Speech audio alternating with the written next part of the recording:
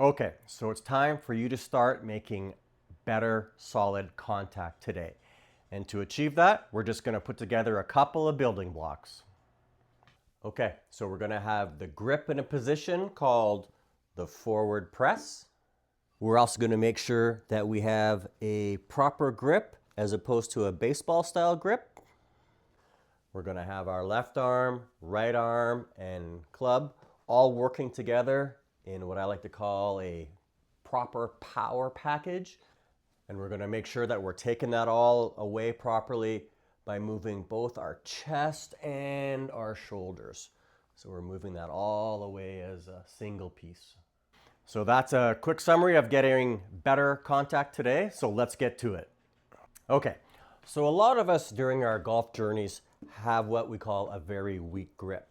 So when we're at address, the club shaft is basically vertical. And the opposite of that is a stronger grip. So when you move the grip forward so that your shoulder, hands, and club face are all in a line, what that does is it takes your grip from being weaker to stronger. And so that's where we want to start off with our location. And also in our stance, we want to have a slight bend in our right elbow, and then we're coming in from the side with our grip of our right arm. Okay, so as you develop your process from the perspective of your grip, a lot of people start off with this sort of baseball style of swing.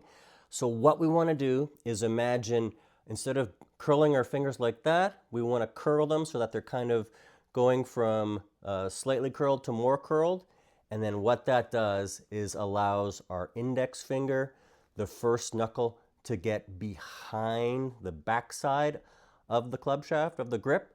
And that's where we're able to apply some downward force and compression. So just to see that from the other side. So a baseball grip is basically we're making a fist. What we want to do is sort of have a progressive amount of hinge in all of our fingers, especially this sort of trigger finger in our index finger, and have that on the back of the club. Okay, so there's really two ways that we can move our shoulders from the perspective of the takeaway and the backswing and the downswing. One is at the shoulder socket. So if you can see, my chest is staring forward, and I'm able to take the club away, but keep my chest staring forward. That's what we don't want.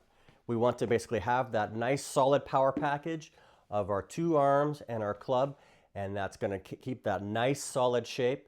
And then we're moving that whole shape backward with our chest and with our shoulders. So we're turning our chest and shoulders, and we're keeping that shape nice and solid. Okay, so what all of this does is this allows us to basically get that nice solid position. We do a takeaway, and when we're hitting down, you can actually see that you can envision that I could chip ice, so to speak, or attack down with the leading edge of the club. So my toe hasn't swung up and I haven't rotated. It's basically moving the whole thing back as a unit.